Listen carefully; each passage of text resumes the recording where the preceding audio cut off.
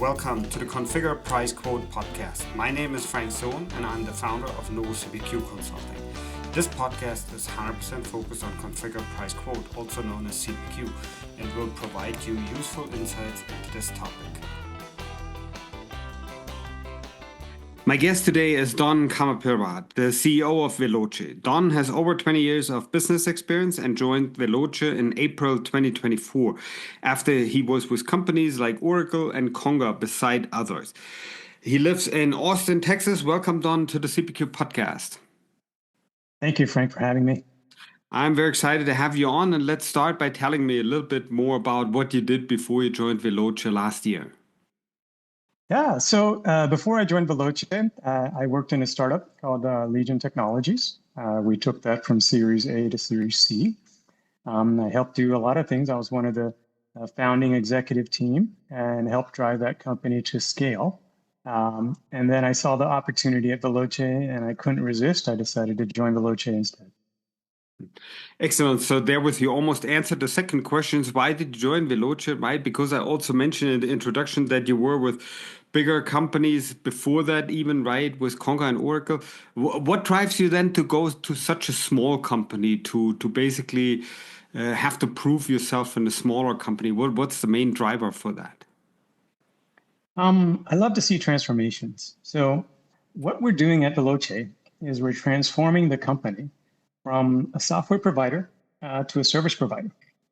And so we had a strategic transaction with a larger software company.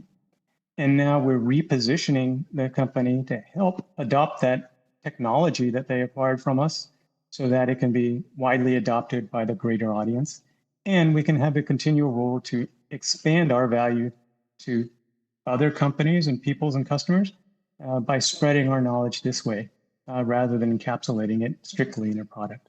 And so taking these transformations to life is great. So I saw that challenge at Veloce. But also, this is a challenge that's going to be experienced by our customers. And so it's a great time to be kind of in CPQ and revenue management industry as the next generation is coming out. And we have the opportunity to allow customers to guide them in this transformation for their futures as well. Excellent. And tell me a little bit more about your background in CPQ. What CPQ solutions have you worked with? Why is that area interesting for you? Yeah, so I started in CPQ, maybe I didn't even know it, but I was selling kind of enterprise software.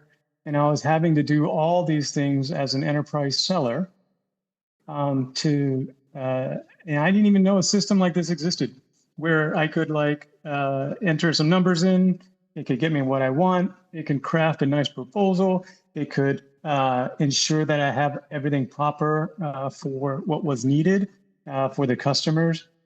And so not only as a user of CPQ as I joined the system. So I started selling other independent software, and then I joined Apttus in the early days that then later became Conga. And so I was an early employee there and exited that when the company was acquired by Thoma Bravo. And then I had before that, I was also at Big Machines.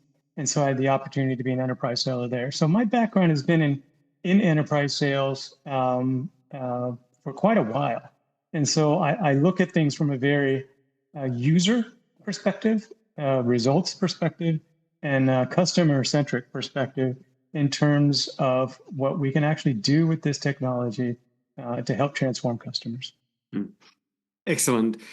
Then I have a question related to AI, right? So it has been on everyone's mind for the last 2.5 years, it seems like, right? So also in the CPQ world, and you can see that it will impact CPQ fundamentally as well, right? So I think we're still fairly early, but I was just wondering, how do you see this change in general, and how do you prepare to use AI in your daily work?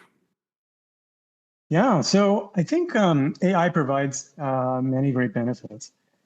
So the first thing is to help assemble. So one of the projects we've done is to create an estimate, right? And creating an estimate is a little bit different than the Q and quote, because an estimate is A, kind of not supposed to be binding. B, you're supposed to get to it very quickly. So you may be inferring what is actually expected of this estimate, and you're actually supposed to be able to express your expertise in the estimate by telling the customer, these are the key things, key variables that you're looking for. A customer that looks like you, has similar problems as you, they had this experience as well, and the project for them costs here. But if your situation is really bad, it may cost there. If you can do that and give those types of results to customers, AI proves itself by not only taking that information and having a agent, assistant, whatever you'd like to call it, that can gather and source all the information and data of the entire company and its history to come back with some inferred responses that require some thinking as to likely outcomes that can be expressed to the customer in minutes. So you can have a relatively educated, authoritative, and professional answer from a very quick conversation with a customer so that they can get their needs done and move on in the process, because they're looking for budgetary quotes and they're just trying to see what to tell their boss and how much it's going to cost. And a lot of competitors, I think, in this world won't even give their numbers unless, they go through this 2 or 3 hour session and figure out everything that's going on. And I think AI will completely obliterate that model, frankly speaking, because it's now about speed and quality. Of course, you're still going to have that discovery to really implement something, but it will allow you to move the process forward and qualify the customer very quickly. And so neither side is wasting time and energy on projects that aren't going to be able to be funded or aren't developed enough to be at a stage where the customer is able to talk to their real requirements. Excellent. We will talk more about AI and CPQ in a minute, but before we go there, I would like to ask you, what do you like to do when you don't work? When I don't work, I'm a father, so most of my time is spent, raising. Now she's 12. Going on 16, it seems, every day. But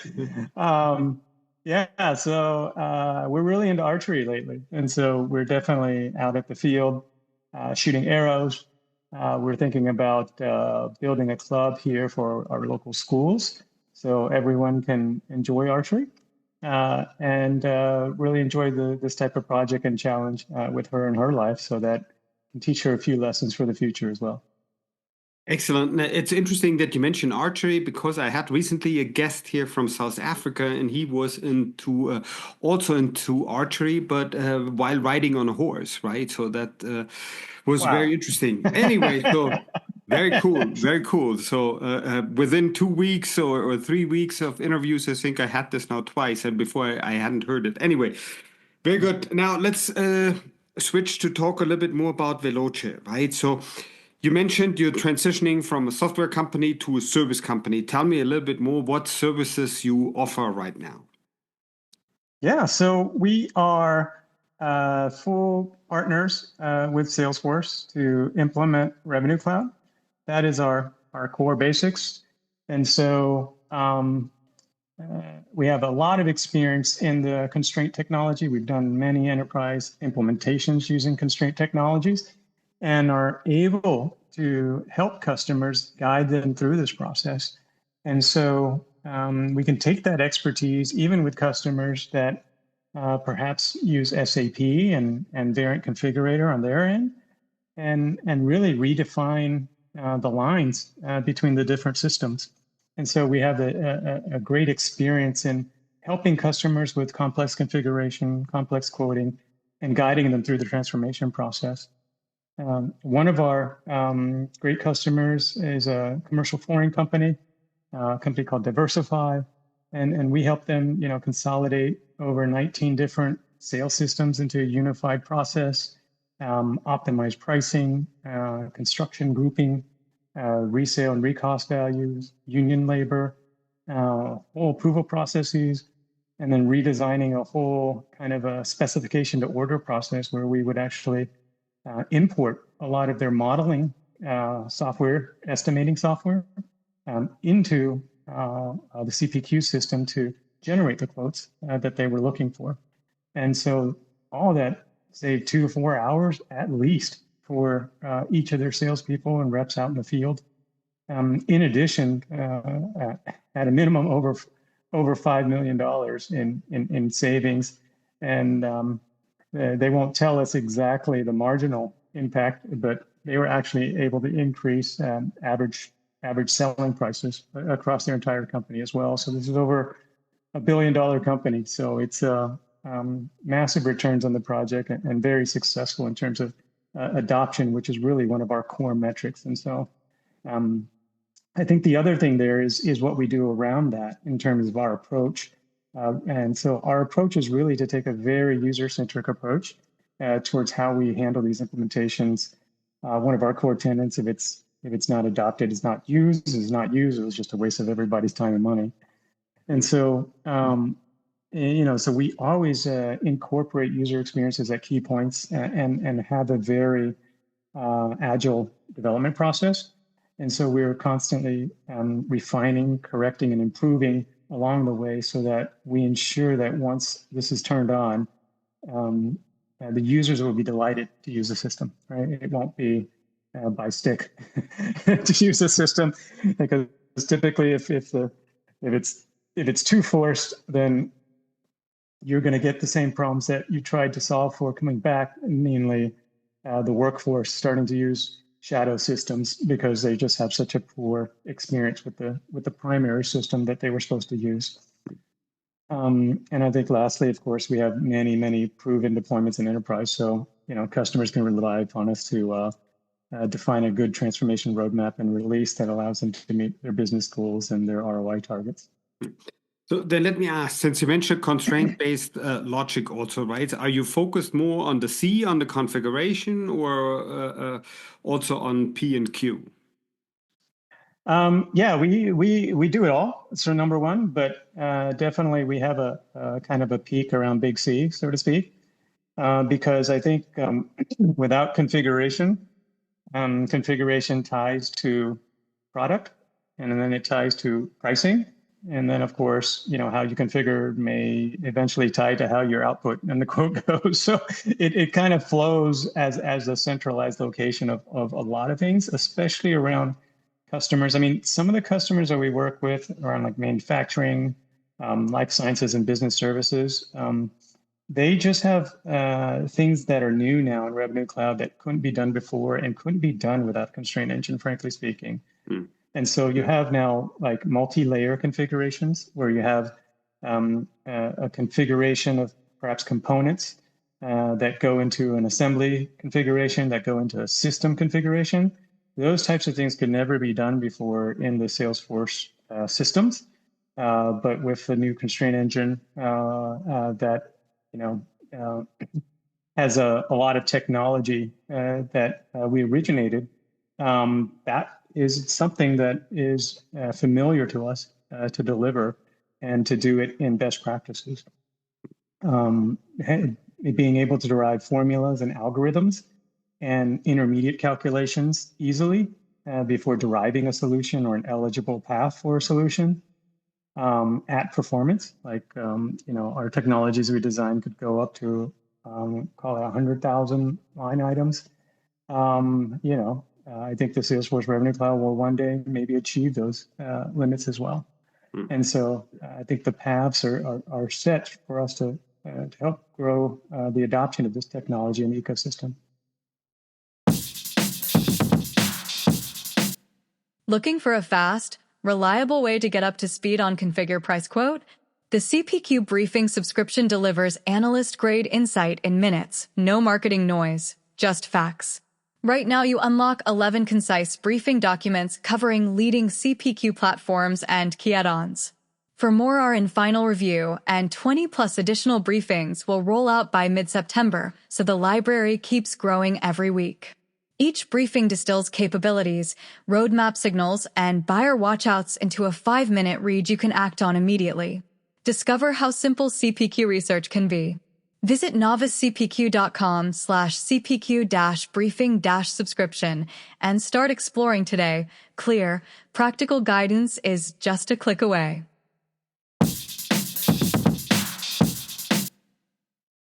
And what industries do you target with your services, Don? Yeah. Typically, we've worked in the past with customers that had difficult problems, and I think that's part of our heritage. And so it's not that we won't do simple problems as well, but I think the customers that tend to come to us are those that do have a little bit more complexity in terms of some of the things I talked about. And so it could be pricing elements, it could be large configuration elements. Those industries tend to lie in kind of manufacturing areas where not only do they have complex equipment they're selling, but most manufacturers have now evolved into solution providers. And so now their salespeople are selling professional services, they're selling maintenance and warranty contracts, they're selling SaaS software that may be included with their hardware, and then an AI layer that may be consuming tokens on top of all that, right? So this gets to be a very large and complex sale for somebody.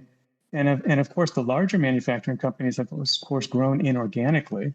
And so they've acquired a lot of different products and product lines that may be very different, but now they're being asked to, spread the breadth of their sales to cover more and more products and solutions as salespeople to deliver this very easily. And then that puts more demands on the system to make it easy for those salespeople to do their jobs. That's frankly what's going on.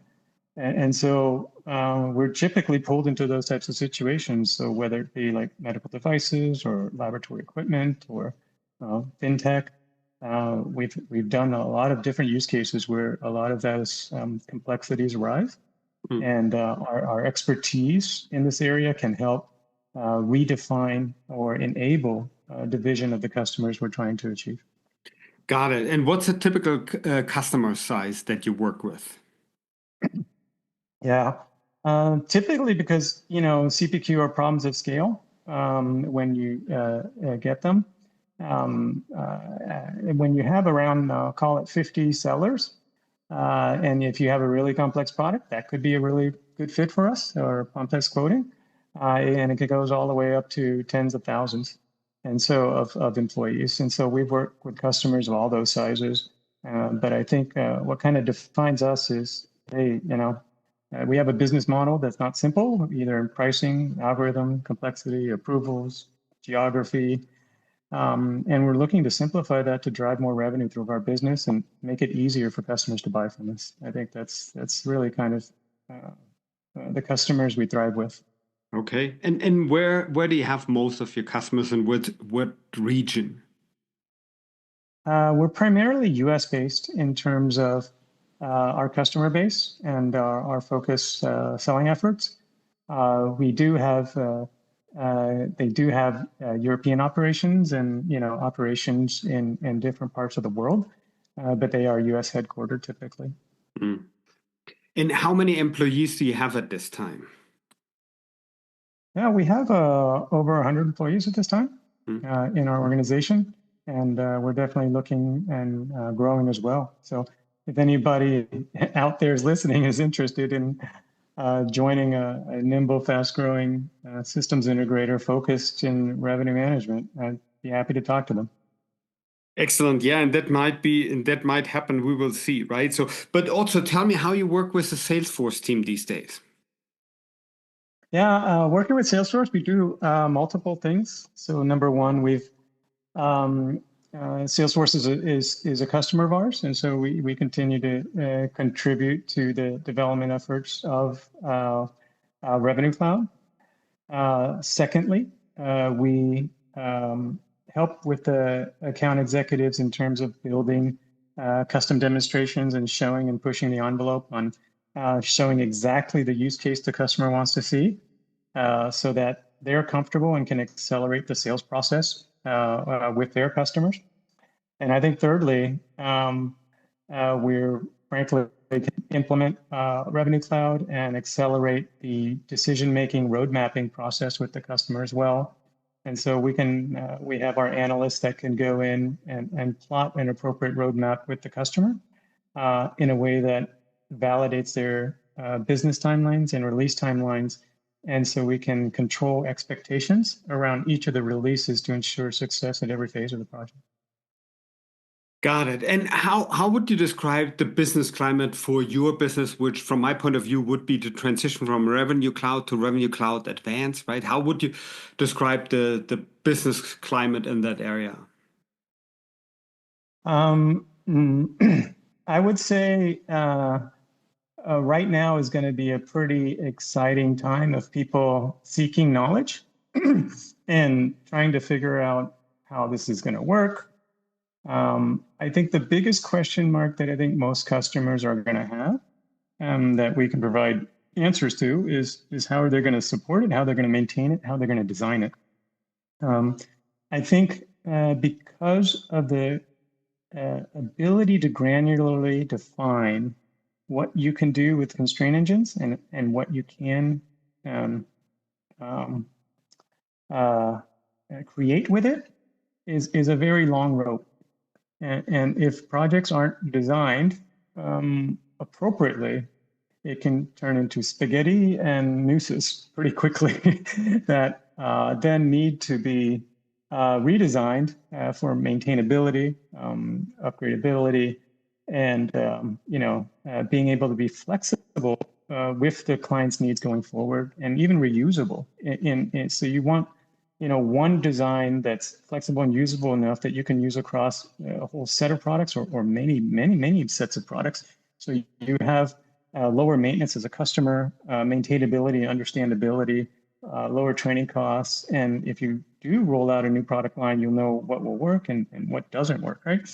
And so all those design decisions, we are experts at doing this a long time with customers. And so we can be sure we help guide the customers in the right way to solve those maintainability issues. And I think that's been one of the biggest question marks we've seen here, is that it is new. So if the customer brings it into their environment, how can they ensure their customers internally that this is going to work and they can change it and they can manage it and they can, get the ROI that everyone's looking for. And so we de-risk that a lot for our customers. Got it. And now I ask you a very challenging question, right? So because I see that very often from customers or people who are not familiar with configurators, do you have an example, a short example, easy example that explains what a constraint-based engine is? Yeah, we have some written documentation. I'd be happy to share with anyone who wants to reach out. But in short, it's two components. And maybe a good way to explain this is as a foil for kind of rules-based engines, right? So if you look at kind of the simple rules-based engines, you have a if-then-else type of sequencing. And then if these conditions are met, then maybe some action is performed. And so what you're doing in that essentially is you're defining all the elements of the problem set, and you're defining what action to take, but you're defining inputs and outputs at the same time. Now, in a constraint engine, you only need to define the problem set. And that's what you're actually doing in the constraint programming, is that you're defining the problem set. And what happens with that problem set is it's sent to a solver that then efficiently processes that problem set across different data structures and a search and propagation algorithm. But essentially what it's doing is that it's getting high performance because it's going through each of those constraints and narrowing down through each of the constraints the set that is working with the data to provide an answer. So if you have green apples and you have red apples, and one of the constraints says, I only want to look at red apples, and you don't have to run the entire system on every green apple to see if it's red. It will only run on the red apples as a starting point. And then you add another constraint, red apples that have a leaf on them. And so it will immediately eliminate all those other processes and get you to a much smaller set of data. And so that's why a constraint engine is able to activate and solve things that rules engines can't, because in a rules engine, you'd have to define all those rules. And then typically you'd have to run every single rule through every single apple. And that is a lot of spinning wheel processing that I think a lot of people have seen in their lives that constraint engines don't face. And so hopefully that gives you a short explanation as to some of the use cases, as well as how it's structured in terms of, you define the problem, you send it into the solver, and the solver will return the answer. But defining the problem is very different in the constraint world than a if-then-else world. I will say that, Don, that was a very unique example. I've never heard that explained with apples. So that was the first one. I think that's something I have to remember. Okay, good. And in preparation for the podcast, we talked about 5 different use cases that you said Veloce addresses, right? So what are the 5 use cases and how does it help the customer? Yeah, we talked a few of them there, but some innovative things that we're doing is we're working with SAP customers. And a lot of those customers now are going through an upgrade cycles themselves from ECC to S/4HANA. And with that, a lot of them had a variant configurator that was, I would say, more on-premise, maybe more complicated, maybe been in the organization for decades, right? And so now we're helping customers with kind of seeing in this upgrade of SAP, maybe we could reduce the cost of their SAP upgrade by perhaps moving some of those components into Revenue Cloud as well. And so, at least everything dealing with sales bombs and helping that process so that SAP maintains its focus around, manufacturing and supply chain. And you can reduce the scope of that upgrade significantly by moving sales components into where it belongs with Salesforce, right? And so that would be one. The second one I kind of described before, where you have multi-layer, multi-dependency configurations.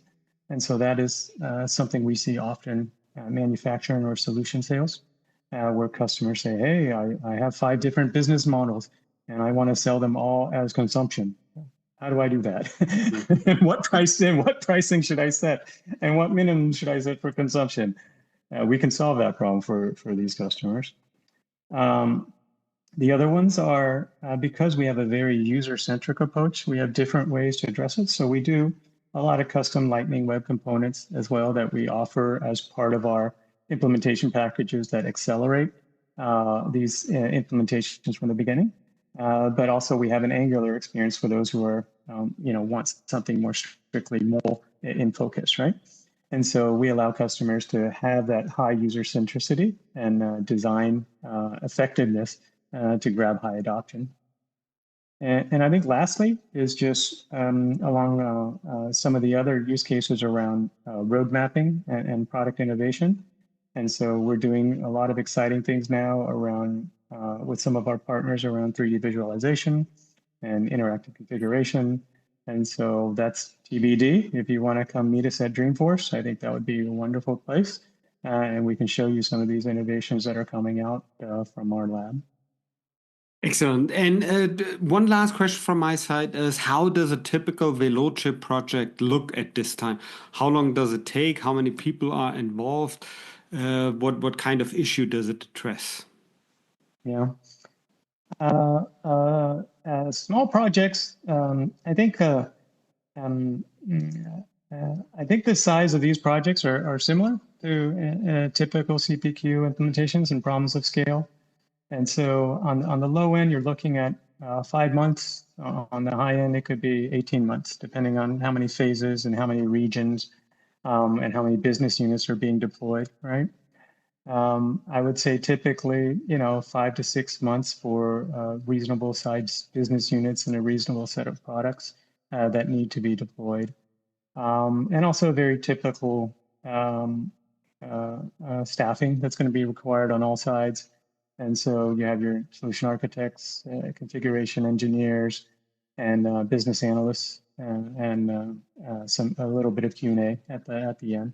And so that's just kind of at 5 people at a minimum, so to speak. And it may scale up from there depending on how many businesses or regions need to be taken on concurrently. Great. And what's a good way for interested listeners to contact you in case they have any follow-up questions for you or the Veloce team? Yeah, so we're redoing our website. So hopefully when this podcast is released, you can always go to our website at www.veloceapps.com. We still innovate in terms of extension products and investments in the core markets that we focus on. So you can look at our solutions and talk to some of our consultants or request a free assessment there. And then, of course, you can feel free to contact or email me. It's don.khamapirad@veloceapps.com as well. Excellent. And as always, we will have this information in the show notes. Don, thank you very much for making time for the CPQ podcast today. Thank you, Frank, for having me. Really appreciate it. I'd like to thank everyone for listening and hope you learned something interesting today. If you like the podcast, please go ahead and rate it on iTunes or share it with your friends and colleagues. In the meantime, you can find us online at www.novocpq.com. So long, everyone.